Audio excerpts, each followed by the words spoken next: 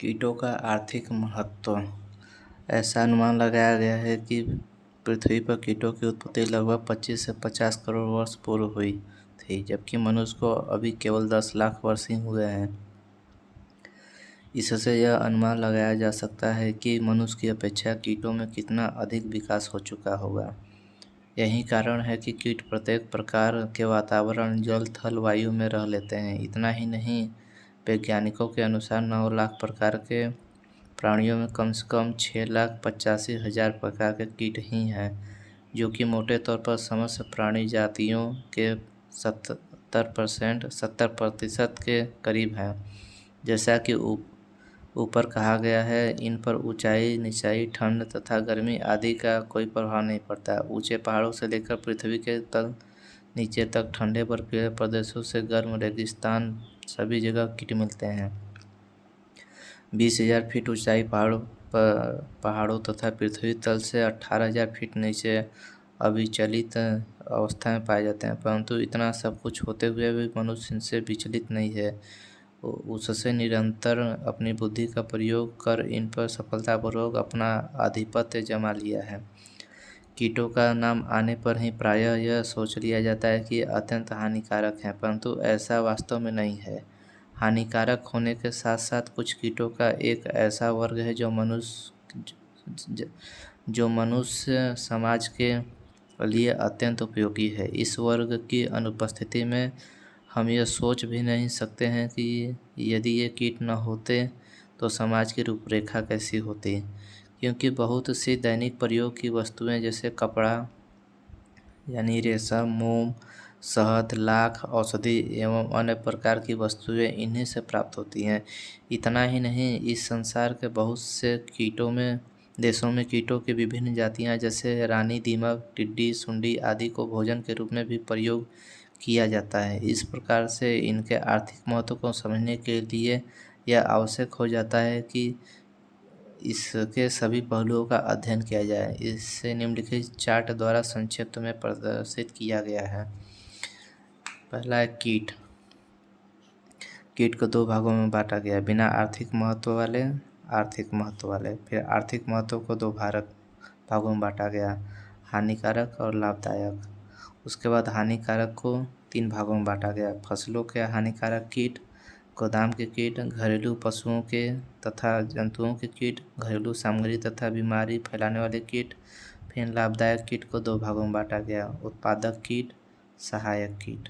उत्पादक कीट को फिर 2 भागों में बांटा गया, रेशम, लाख, शहद, औषधि, श्रृंगार वस्तुएं। सहायक कीट, इनको फिर 5 भागों में बांटा गया, परजीवी, शिकारी, पराग करने वाले, खरपतवार नष्ट करने वाले, सफाई करने वाले। चार्ट देखने से पर पता चलता है कि कीट किस प्रकार से हानिकारक के साथ साथ लाभदायक भी होते हैं। कीटों द्वारा कृषि को हानियाँ। Losses to agriculture by the insect. कीट की कृषि को प्रत्यक्ष तथा अप्रत्यक्ष दोनों रूप से हानि पहुंचाते हैं। कीटों द्वारा पौधों को प्रत्यक्ष हानियाँ। पौधों का प्रत्येक अंग किसी न किसी प्रकार से कीटों द्वारा नष्ट किया जाता है, जैसे जड़, रूट। पौधों की जड़ को वे कीट हानि पहुंचाते हैं जो जमीन के अंदर रहते हैं। इसके अंतर्गत दीमक, बीटल्स तथा उनके लार्वा, चींटियाँ तथा सुंडियाँ आदि आती हैं। ये तो कभी कभी पौधों की समस्त जड़ों को ही काट डालती हैं, फलतः पौधे पूर्णतः नष्ट हो जाते हैं। परंतु यदि जड़ों का कुछ भाग ही काटा जाए तो इनका प्रभाव भी कृषि उपज पर अत्यधिक पड़ता है, क्योंकि पौधे पूर्ण रूप से अपना भोजन नहीं ग्रहण कर पाते हैं, जिससे वे कमज़ोर, पीले रंग के छोटे रह जाते हैं, जबकि ऊपर से किसी भी बीमारी तथा कीट का प्रयोग नहीं दिखाई पड़ता है। ऐसी हालत में किसान को वास्तविक कारण काफ़ी देर बाद ही समझ में आती है। दूसरा है तना, स्टेम। पौधे में जिस समय छोटे होते हैं तो तने कोमल होने के कारण कई प्रकार के कीटों द्वारा नष्ट कर दिए जाते हैं, जैसे सुंडी, दीमक, झींगुर, टिड्डे तथा मक्खी आदि। परंतु जब पौधे बड़े हो जाते हैं तब भी इन पर विशेष प्रकार के कीटों, तना बेधक, स्टेम बोरर का प्रयोग होने के कारण भय बना रहता है। तीसरा है पत्ती, लीफ। पत्तियों को नुकसान पहुंचाने वाले कीट कई प्रकार के होते हैं, जैसे पत्ती खाने वाले कीट जैसे टिड्डे, लोकस्ट, बीटल, बिबिल्स तथा सुंडियाँ। पत्तियों के अंदर रहने वाले कीट जैसे मटर की पत्ती का सुरंग बनाने वाला कीट एवं नींबू की पत्ती में सुरंग बनाने वाला कीट। पत्तियों को लपेटने वाले कीट जैसे कपास का पत्ती लपेटक, कॉटन लीफ रोलर, ज्वार का पत्ती लपेटक, रूट लीफ रोलर। पत्तियों का रस चूसने वाले कीट लीफ सकर्स जैसे माहू, एफिड, गन्ने की सफ़ेद मक्खी, शुगर कैन व्हाइट फ्लाई आदि। ये उपयुक्त प्रकार के सभी कीट पत्तियों को खाकर या उनका रस चूसकर उन्हें नष्ट कर देते हैं, जिससे कि वे भोजन बनाने की इस क्रिया मंद पड़ जाती है। फलस्वरूप पौधों की बढ़वार रुक जाती है। यदि पौधे की छोटी अवस्था में ही पत्तियां खा ली जाती हैं तो पूरी फसल ही नष्ट हो जाती है, जैसे कद्दू का लाल भृंग, रेड पम्पकिन बीटल्स। चौथा है फूल फ्लावर एंड फ्रूट्स।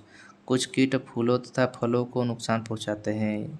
इनमें से कुछ तो काटकर नष्ट करते हैं, जबकि दूसरे इनको रस चूसकर इन्हें कमज़ोर बना देते हैं, जो कि जरा सा झटका लगने पर झड़ जाते हैं। फलस्वरूप पैदावार भी भारी कमी हो जाती है। यदि किसी प्रकार से ये पेड़ों या फसलों पर लगे भी रहें तो इनकी गुणवत्ता में कमी आ जाती है तथा बाजार में उचित मूल्य नहीं मिल पाता और इससे उत्पन्न होने वाले बीज बोने के योग्य नहीं रहते। उदाहरणार्थ कद्दू का लाल कीड़ा, फल मक्खी, आम की लस्सी, फल बेधक आदि।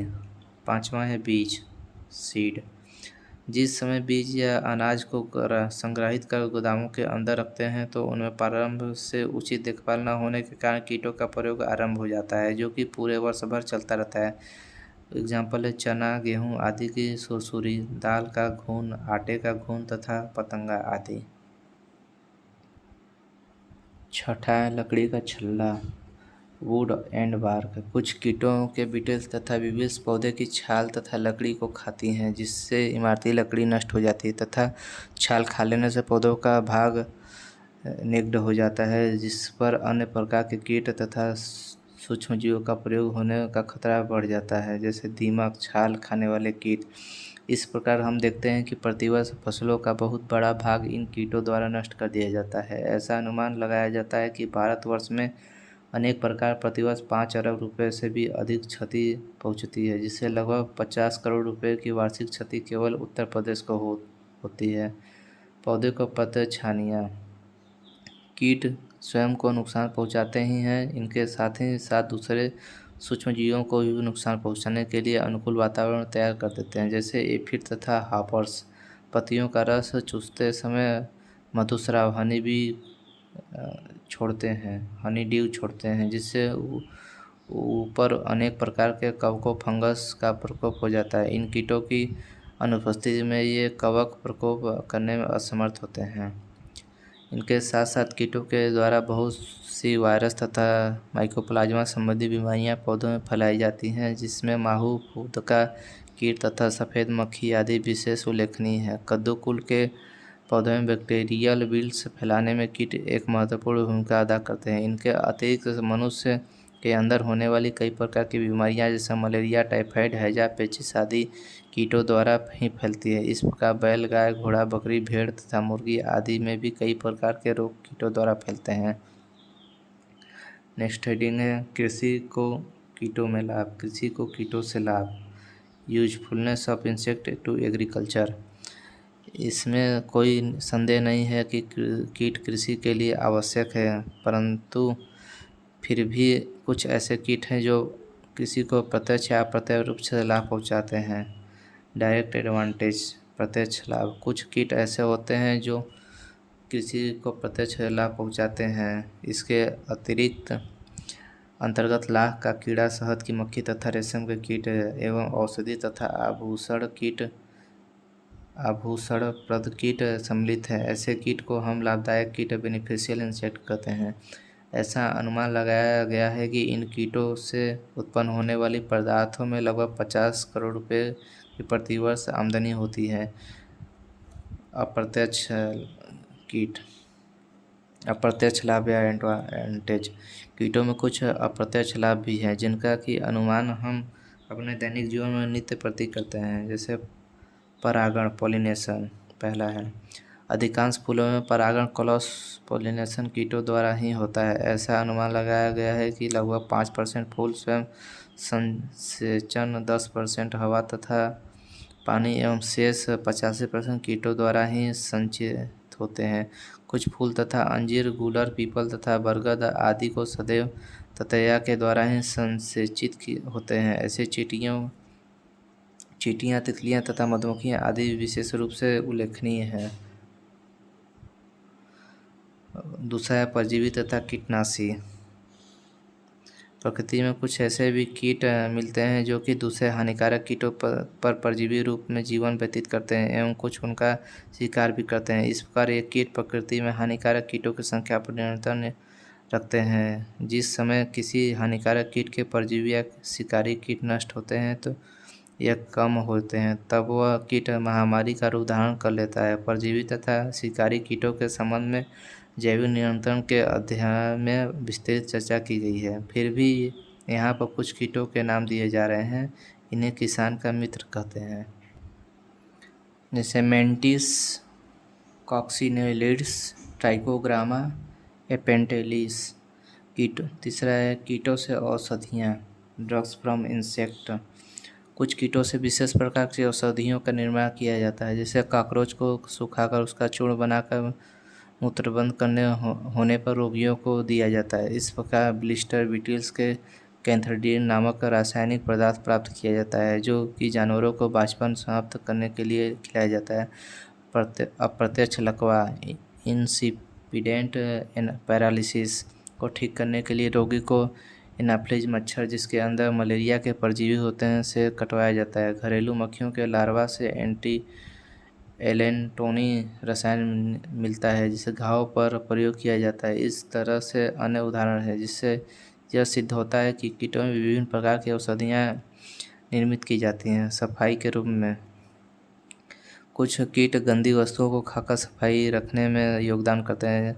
इसमें गुबरैला, डंग बीटल प्रमुख है, जो कि पृथ्वी के अंदर गोबर तथा विष्ठा की गोलियां बनाकर ले जाता है। फलस्वरूप भूमि की उर्वरता शक्ति भी बढ़ जाती है। इसके अतिरिक्त कुछ कीट मरे हुए जानवरों के मांस को खाकर निरंतर सफाई करते हैं। पांचवा है खरपतवार नष्ट करने वाले, वीड किलर्स। कुछ कीट फसलों को हानि पहुंचाने वाले खरपतवार को नष्ट कर देते हैं, जैसे लेंटाना पर प्लेटिटीरिया पुसिलिडेक्टिला और नागफनी पर कैक्टोब्लेसिटिक्स कैक्टोरियम जैसे जीवाणु जो होते हैं वो वीट को नष्ट कर देते हैं। छठवां है भोजन के रूप में। कुछ लोग टिड्डियों तथा दीमकों को भोजन के रूप में प्रयोग करते हैं। उपयुक्त वर्णन से स्पष्ट हो जाता है कि कीट कृषि के लिए उपयोगी तथा हानिकारक दोनों हैं।